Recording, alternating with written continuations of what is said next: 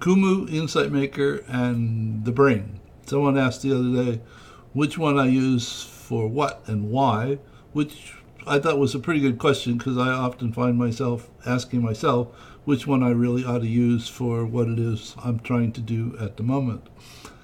Kumu is my first choice for doing qualitative causal loop diagrams.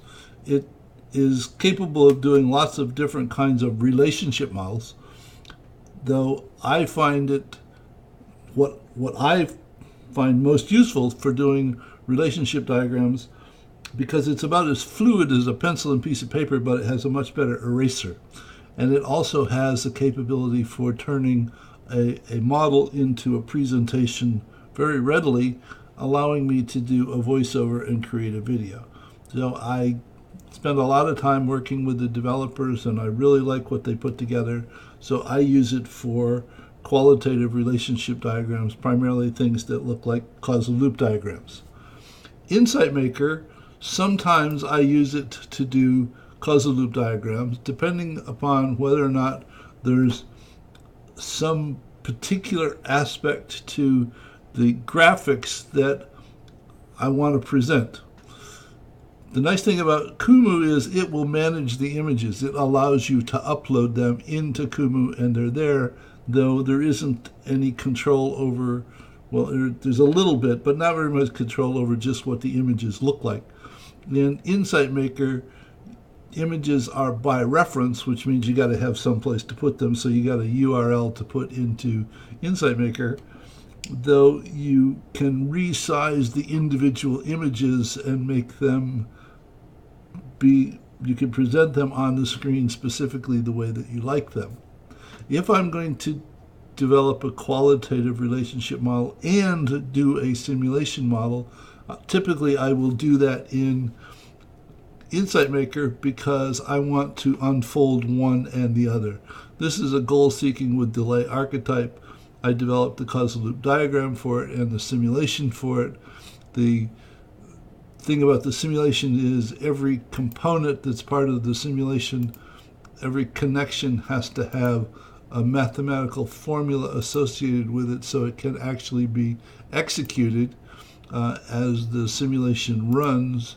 And it has a very nice storytelling capability. It's a bit more difficult to turn a model into a story, but it has some additional control capabilities because of the simulation feature, so that I could turn this into a story so that it presents a description of the causal loop diagram, then it begins to present the simulation model, and then it actually does the simulation for a state with no delay, a little delay, more delay, even more delay, and enough delay so the structure is actually out of control. And it's nice in terms of allowing people, because it's completely web-based and free, which removes a lot of the barrier to entry.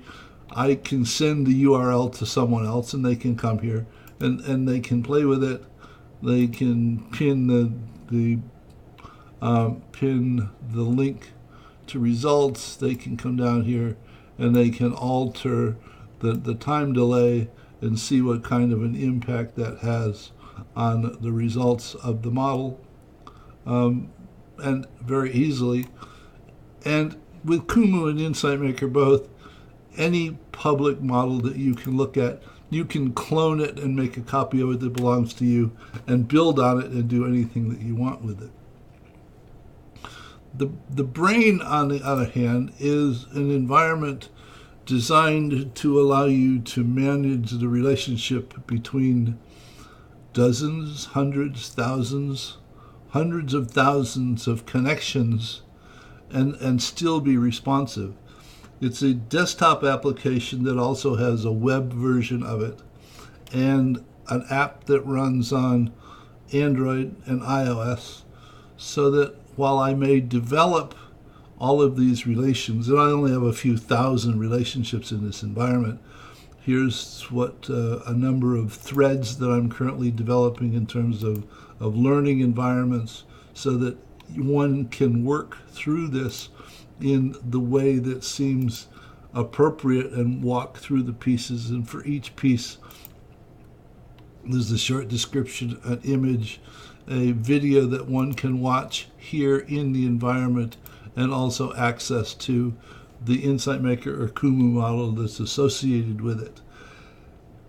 When I develop the relationships, the environment is set up so that all of these things are called thoughts, and there are parent thoughts, child thoughts, jump thoughts, and this is a sibling to events.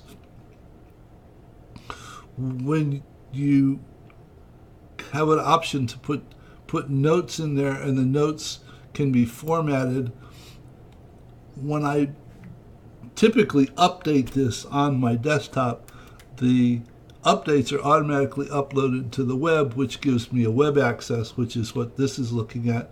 And this particular brain that I have multiple, this one is public so that anybody can access it if they have the URL, though I can also access this set of content from my Android smartphone or a tablet or my laptop, which makes it very nice in that the content that I have here in the brain is accessible to me in lots of different environments.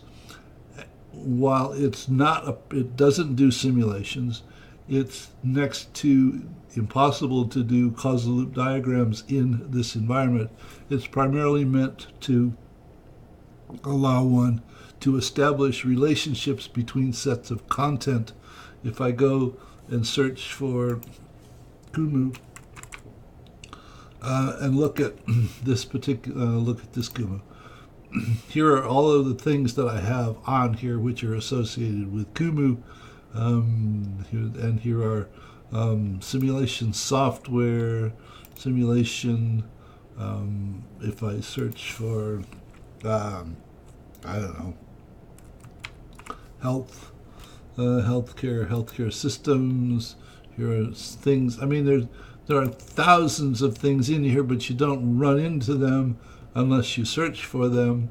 And I have put this together so that the primary entry points that are of interest to anyone visiting from a public perspective is probably the Tuesday and Thursday internet sessions that I do on a weekly basis, or the learning threads that I'm developing on an ongoing basis, which have to do with developing and sharing relationship models to tell stories about relationships and their implications. So that's sort of a very short overview of Kumu, Insight Maker, and TheBrain, and why it is that I use one as opposed to the other. Hope you find it informative, and I'll see you in another video soon. Bye.